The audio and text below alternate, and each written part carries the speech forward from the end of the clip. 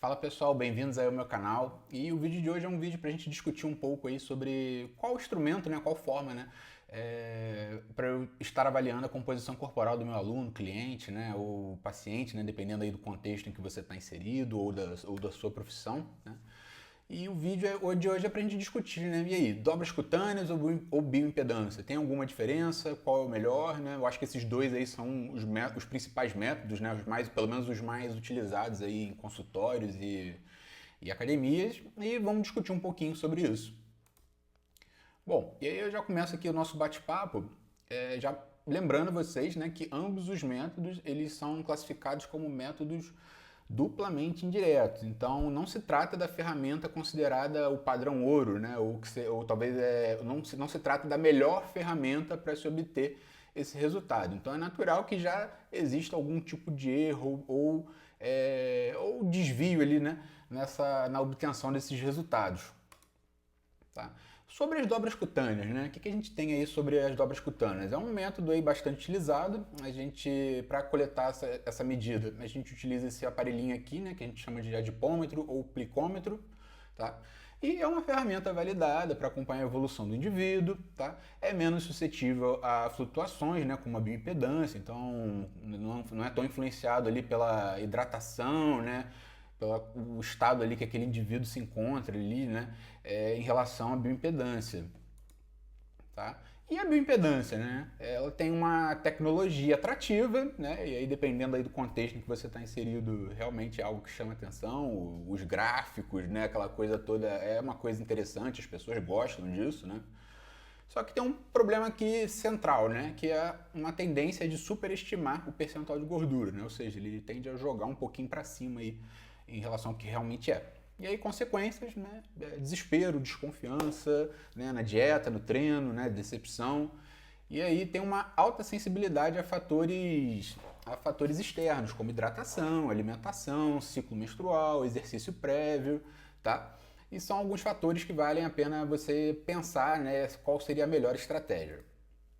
Então, aqui só para pegar aqui um comparativo dos dois, né, dos dois métodos, as dobras cutâneas elas vão medir a espessura da gordura subcutânea diretamente e aí a partir disso elas jogam esses valores em equações, né, e eles vão calcular, né, o percentual de gordura através ali dessas estimativas, né, ou o somatório, né, que é usado para acompanhamento.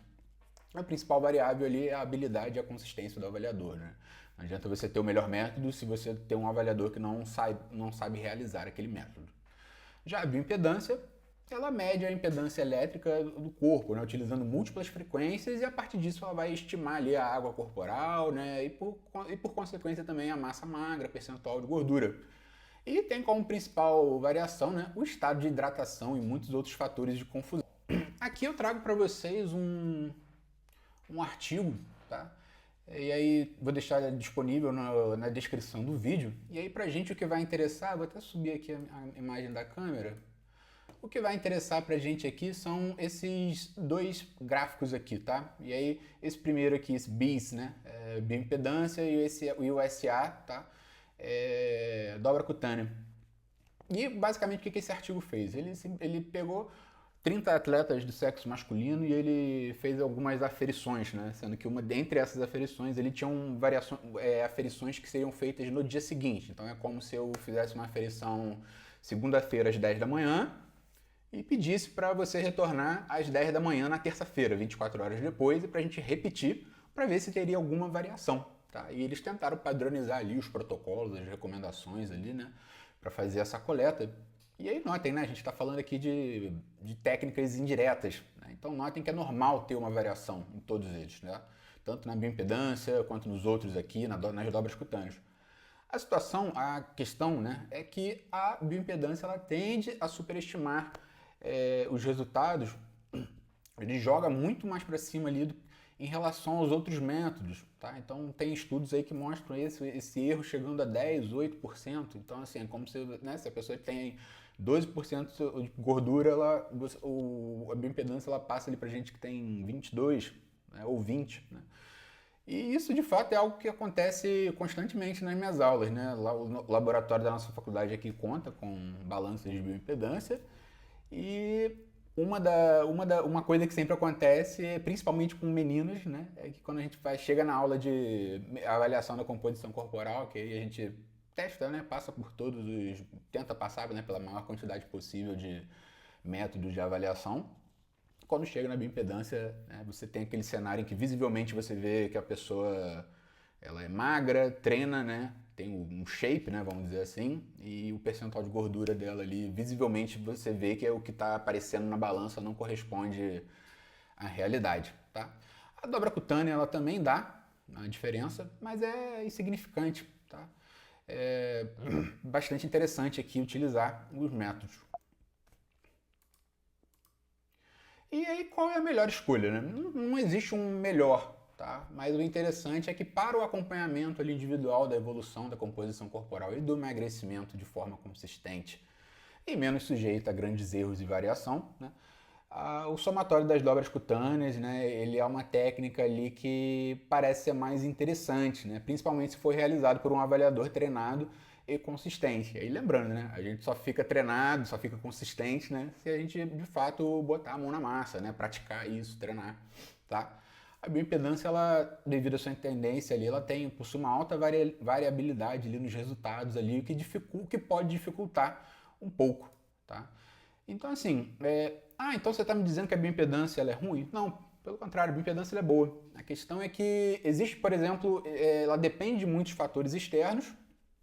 Além disso, existe um protocolo para se fazer a bioimpedância em que muitos profissionais desconhecem o protocolo ou pelo menos não passam, né, para o seu cliente ali que ele precisa fazer aquele protocolo para tentar diminuir ao máximo possível essas variações. E aí, inclusive, se vocês quiserem, eu posso fazer um vídeo aqui sobre esse protocolo, tá?